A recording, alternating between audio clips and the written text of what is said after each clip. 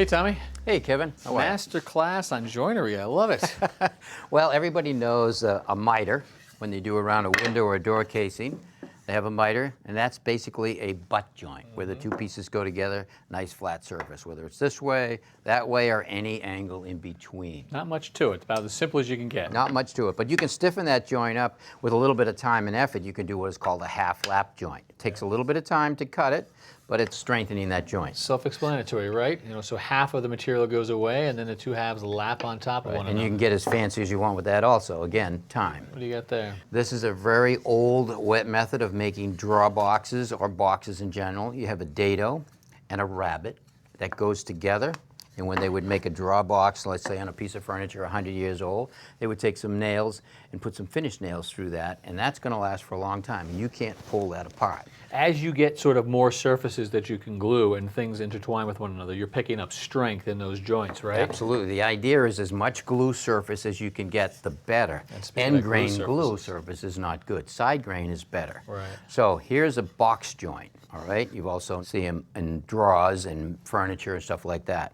So think about this two pieces. If I took these two pieces and I glued this surface and I put them together, I have a butt joint. Yep. Okay, that's easily broken apart. Even with a couple of nails in it, I can take that apart. Now, if I take the same length of the board and I take these little pieces right here. Basically fingers, right? Right. Now I've got all these have glue on all the surfaces, so I've more than tripled the length of the joint that has glue.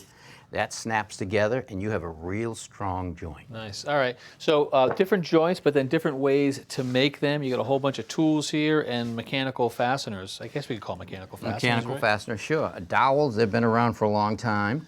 And you can do those just by eyeballing something or making a little template with a simple little drill. Right. The key to these is they really have to line up exactly. So it's time consuming, unless you have a machine like this that can drill 2 holes at once. Right. 2 bits, 2 holes. And actually set yourself in the hole so that you're consistent on both sides and all the way down. Exactly. Okay. Now everybody knows about one of these. This is a biscuit joiner. It looks like a biscuit. All different sizes, but when you cut the notch in the wood and you put the biscuit in the hole along with glue, you increase the glue surface because you have the sides of the hole along with the end grain, which is going to give you a little bit of strength, but also the glue strength to the biscuit.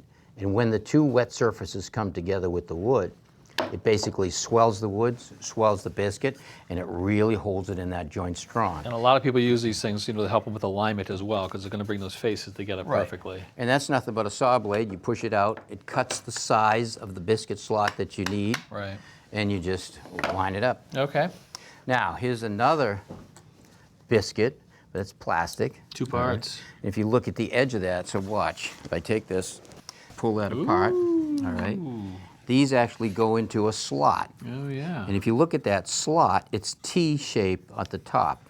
And the receiving part right here goes into that T, so now I can't pull it out. Look, it's kind of keyed in there. Right, just glue right across there like that, and when the glue hardens, it's going to hold that joint, lock it into place. So as I see you snap this apart, Tommy, do you have to glue it, or can this be a joint that is allowed to come apart if you've got, say, a piece of furniture that you want to break down and move in and out? It can be. I mean, if you're doing windows or doors or cabinetry, you'd want that glued jointed. Right. They actually have them that you can actually drill a little hole for a connection, and you use an Allen wrench, and it actually pops them apart. So if you want to build furniture and have breakdown furniture. Same idea. How's this work? How do I get that? You push this out. Oh, there you go. See it is? Oh, yeah. But at the very end, what happens, there's a snap, and I call it a snap. It basically snaps, and the machine goes up and down real quick, and that cuts the T, and then it comes out. Cool. All right? All right, so here's one here where you have tenants. Yep. All right? So tenants are floating tenants, and they put I can do as many as I want, but I used a big mortise and a floating tenant. And you guys call them floating tenons because the tenant typically is attached to the piece of wood, but in this case, it literally is attached to nothing. Exactly. You just push it in. Right, and a lot of glue surface. Again, when that wood goes in there, the glue gets in there, it's going to swell the wood, and it's going to swell the tenant, and you're not going to get that apart. It's really structurally very strong.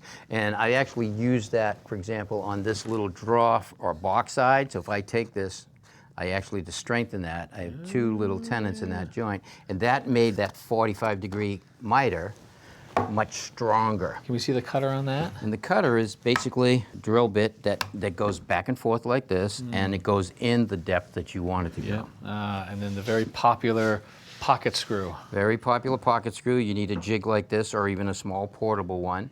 And all it does, you line up the two pieces, you clamp it, you drill it, and you drive the screws in, and that will hold that together really strong. The problem is you don't want to use pocket screw with boards, whether it's a softwood or a hardwood, wider than 6 inches. It should be kept under 6 inches. Because of the expansion and the contraction of the grain will go this way. And over time, it will weaken some of the screws and weaken that joint. Gotcha. Now, you can build cabinets all day long, 8 foot, 2 feet wide, 3 feet, doesn't matter. That expansion and contraction doesn't affect the pocket screws. Cool. All right. Well, great information, Tommy. A masterclass indeed. Thank you. My pleasure. Thanks for watching. This Old House has got a video for just about every home improvement project, so be sure to check out the others. And if you like what you see, click on the subscribe button to make sure that you get our newest videos right in your feed.